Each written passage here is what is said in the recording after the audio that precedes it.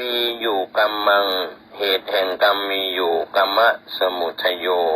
การดับกรรมมีอยู่กัมมะนิโรโธหนทางดับกรรมก็มีอยู่กัมมะมัคโคก็เรื่องราวต่างๆที่ผู้มีสติปัญญาทำบุญให้ทาน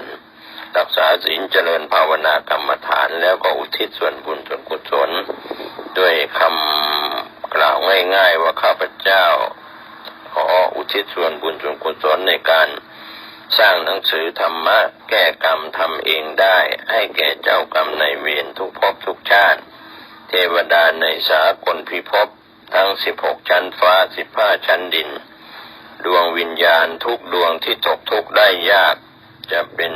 ญาติก็ดีไม่ใช่ญาติก็ดีเทวดาที่ปกปักรักษาสังขารร่างกายของข้าพเจ้าทุกสิ่งทุกอย่างรวมไปถึงครูบาอาจารย์ทั้งหลายที่เคยประสิทธิ์ประสาทวิชาการให้ตนมาขอให้ทุกท่านจงได้ส่วนบุญส่วนกุศลที่ข้าพเจ้าได้อุทิศให้โดยทั่วถึงกันข้าพเจ้าขอตั้งจิตอุทิศผลบุญกุศลนี้ไปให้ไพศาลถึงบิดามารดาครูอาจารย์ทั้งลูกหลานญาติมิตรสนิทกันคนเคยร่วมทำงานการใดๆขอให้ได้ในกุศลผลของฉันทั้งเจ้ากรรมนายเวรและเทวันขอให้ท่านได้กุศลผลบุญนี้เถิดแล้วก็เป็นการแผ่ส่วนบุญส่วนกุศลก็เรื่องราวที่เราได้นำเล่าเรื่องกฎแห่งกรรมนั้นก็มีนานาทัศนะที่แตกต่างกันไปก็มีคำสอนที่พระเถระครูบาอาจารย์ในอดีตท่านก็จะมีคติธรรมประจำใจสอนตัวท่านเองจนเป็นแบบอย่างที่ดีโดยตัวอย่างที่มีผู้เล่าถึงหลวงปู่ทวดซึ่งเป็นพระเกจิอาจารย์ทางปักใต้ภาคใต้ท่านมีธรรมะประจำใจที่สืบทราบกันมาว่าท่านพูดมากเสียมากนะครับท่านสอนตัวท่านเองว่าถ้าพูดมากก็จะเสียมากพูดน้อยก็เสียน้อยไม่พูดไม่เสียนิ่งได้นี่คือตนบุญอันนี้ก็มีเรื่องที่หลวงปู่ทวดสร้างความสงบ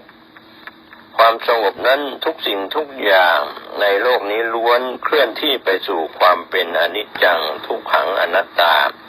ไม่เที่ยงแท้แน่นอนเป็นทุกข์บังคับบัญชาไม่ได้ทุกสิ่งทุกอย่างในโลกนี้ก็เดินทางไปสู่การดับสลายไม่ยึดว่าไม่ยึดไม่เป็นทุกข์ไม่เป็นสุขแล้วก็ย่อมได้ความสงบก็มาคำนึงถึงสันดานของผู้คนทั้งหลายภูผาอาจถูกมนุษย์ทลายลงมาได้แต่นิสัยสันดานของคนเรากลับนอนนิ่งอยู่ก้นบึ้งของสันดานแต่ละคนนั้นอาจจะแตกต่างกันขัดเกลาให้ดีเหมือนกันได้ยากการเกิดมาเป็นมนุษย์นั้นถือว่าประเสริฐจะว่าไม่ประเสริฐก็ไม่ประเสริฐเช้าตื่นขึ้นมามีความทุกข์เข้าครอบงำต้องล้างหน้าล้างปากล้างฟันล้างมือเสร็จแล้วก็ต้องกินต้องถ่ายนี่คือความทุกข์แห่งของเรื่องของกายเนื้อ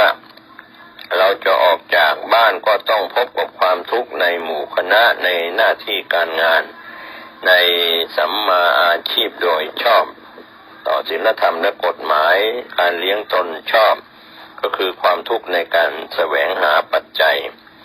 การที่เราจะไม่ต้องเป็นทุกข์มากนั้นเราก็ต้องรู้ว่าเรานี้จะไม่เอาชีวิตไปฝากไว้กับสังคมทุกวันนี้หลายคนหลายท่านเอาชีวิตไปฝากไว้กับสังคมกับโลกออนไลน์กับข้อมูลข่าวสารที่คนอื่นทั้งสุขทั้งทุกข์เราต้องเป็นตัวของตัวเราเองจะต้องวินิจฉัยเหตุการณ์ที่เข้ามากระทบตัวเราว่าสิ่งใดควรทำสิ่งใดไม่ควรทำอันนี้ก็เป็นข้อเตือนใจของแต่ละคนแต่ละท่านการทำบุญให้ทานรักษาศีลเจริญภาวนาหากทำด้วยใจที่บริสุทธิ์ทำด้วยความศรัทธาแล้วผลจะสะท้อนกลับมา จะเกิดขึ้นเกินความคาดหมายการที่เราเกิดมาชีวิตแห่งการเกิดนั้นง่ายแต่ชีวิตแห่งการอยู่นั้นยากยิ่งเราจะทำอย่างไรให้อยู่ได้อย่างสุขกายสบายใจแม่น้ำทะเลมหาสมุทรไม่มีวันสิ้นสุดของสายน้ำฉันใดเครื่องเศร้าหมองของมนุษย์ก็ย่อมไม่มีที่สิ้นสุดฉะนั้นทุกวันนี้มีความทุกข์ความเดือดร้อนก็เพราะมนุษย์ไปยึดโน่นยึดนี่ยึดพวกยึดพ้องยึดหมู่คณะยึดประเทศเป็นสรณะโดยไม่คำนึงถึงหลักของธรรมะอันเป็นสากลของจักรวาลโลกมนุษย์ทุกคนมีกรรมการกระทำเกิดมาก็เป็นสัตว์โลกก็ต้องใช้กรรมไปตามวาระถ้าทุกคนยึดถือในอารมณ์มากเกินไปก็เกิดการเข็นฆ่ากันเพราะอารมณ์ดีอารมณ์ร้ายแห่งการยึดถือก็เกิดขึ้นจากอายตนะการทำสิ่งใดแล้วจัดโลกนั้นจะมีความสุขนั้นก็ควรทำนี่คือความเป็นจริงของธรรมะที่ปรากฏอยู่ในภาวะแห่งการอยู่อย่างสบายนั้นก็ต้องอยู่อย่างไม่ยึดอยู่กันอย่างไม่ยินดียินร้ายอยู่กันอย่างพยายามให้จิตใจของเรานั้นอยู่เหนืออารมณ์เหนือคำสรรเสริญเยินยอเหนือคำนินทาเหนือความผิดหวังเหนือความสำเร็จเหนือความรักเหนือความชังอย่างนี้เป็นต้นเป็นตัวอย่างการอยู่อย่างผู้มีธรรมการอยู่เหนือความรู้สึกรู้หน้าที่ในความเป็นคนรู้หน้าที่ในการทำงานรู้ว่าสิ่งที่เราทำนั้นเป็นสิ่งที่เราต้องทำก็ไม่ใช่ว่าทำเพื่อหวังผลตอบแทนถ้าเราทำงานเพื่อหวังผลตอบแทนต่างๆแล้วนะครับท่านผู้ฟังสิ่งต่างๆก็จะไม่สำเร็จผลตามความหวังนั้นเราก็จะเกิดความเสียใจน้อยใจเกิดความทุกข์ขึ้นมาได้ดังนั้นเราก็เชื่อว่าเกิดเพราะการกระทำอยู่เพื่อการกระทำทำกรรมไปตายเพราะการกระทำแล้วชีวิตมนุษย์ก็ย่อมเป็นไปตามกรรมผู้ใหญ่ไม่ใช่อยู่ที่เกิดก่อนผู้ดีไม่ใช่อยู่ที่เรียนสูงมารยาทจรรยาของการเป็นผู้ใหญ่ก็ต้องสุขุมรอบคอบไม่ยึดติดเสียงเป็นหลักก็คือต้องไม่หวั่นไหวกับคำนินทาหรือคำสรรเสริญนะครับเรื่องของทางโลกทางธรรมก็เป็นเรื่องสำคัญวันนี้ถ้าเราเข้าใจก็จะทำให้เราอยู่ในสังคมได้อย่างเรียกว่า